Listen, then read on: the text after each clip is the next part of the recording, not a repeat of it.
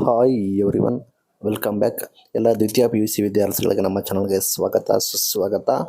ವಿದ್ಯಾರ್ಥಿಗಳಿಗೆ grace marks ಬಗ್ಗೆ ಕೇಳ್ತಾ ಇದ್ರು. ಸಾಕಷ್ಟು ವೈರಲ್ ಆಗಿತ್ತು ವಿಷಯಗಳು, ಸಾಕಷ್ಟು ಚರ್ಚೆಗೀಡಾಗಿತ್ತು.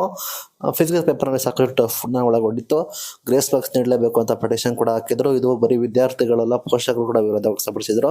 ಸರ್ಕಾರ ಏಕಾಏಕಿ ಏನಂತ ಹೇಳಿತ್ತು ಅಂದರೆ, ನೋಡೋಣ ಆ ರೀತಿ ಯಾವುದೇ ರೀತಿ ಇನ್ನೂ ಕೂಡ ಡಿಸೈಡ್ ಮಾಡಿಲ್ಲ, ಫೇಕ್ ಸರ್ಕ್ಯುಲರ್ ಅಂತ ಹೇಳಿತ್ತು.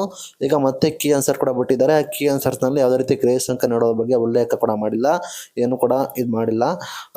ಶಿಕ್ಷಣ ಇಲಾಖೆ ಈ ರೀತಿ ಯಾವ ರೀತಿ ನಿರ್ಧಾರ ಕೈಗೊಳ್ಳುತ್ತೆ ಅಂತ ಗೊತ್ತಿಲ್ಲ. PUC ಬೋರ್ಡ್ ಆಗಿರ್ಬೋದು. ಇದರಿಂದ ವಿದ್ಯಾರ್ಥಿಗಳಿಗೆ ಸಾಕಷ್ಟು ಬೇಸರ ಆಗಿದೆ. ಯಾಕಂದರೆ ವಿದ್ಯಾರ್ಥಿಗಳಿಗೆ ಸ್ವಲ್ಪ ಟಫ್ ಇರೋ ಕಾರಣ ವಿದ್ಯಾರ್ಥಿಗಳಿಗೆ ಪಾಸ್ ಆಗೋಕ್ಕೆ ಕಷ್ಟ ಆಗ್ಬೋದು ಅಂತೇಳಿ ಆ ನಿಟ್ಟಿನಲ್ಲಿ ಗ್ರೇಸ್ ಅಂಕಗಳು ನೀಡಿದರೆ ಸಹಾಯ ಆಗ್ತಾಯಿತ್ತು ಅಂತ ಹೇಳ್ತಾ ಇದ್ದಾರೆ. ಬಟ್ ವಿದ್ಯಾರ್ಥಿಗಳಿಗೆ ಇನ್ನೂ ಕೂಡ ಕಾಲಾವಕಾಶ ಇದೆ. ಇನ್ನೂ ಕೂಡ ಆಕ್ಷೇಪಣೆ ಸಲ್ಲಿಸೋಕ್ಕೆ ಇನ್ನು 21ನೇ ತಾರೀಕು ಸಂಜೆವರೆಗೂ ಟೈಮ್ ಇದೆ.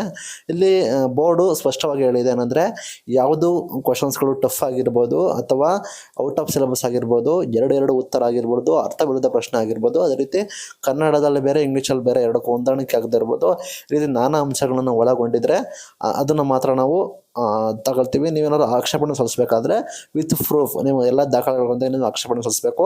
ನಂತರ ಅದನ್ನು ಪರಿಗಣಿಸಿ ಏನು ಮಾಡಬೇಕು ಡಿಸೈಡ್ ಮಾಡ್ತೀವಿ ಅಂತ ಹೇಳಿದರು. ಇಲ್ಲಿ ಇನ್ನು ಕೊನೆ ಅವಕಾಶ ಬಂದ್ಬಿಟ್ಟು ಆಕ್ಷೇಪಣೆ ಸಲ್ಲಿಸೋಕ್ಕೆ.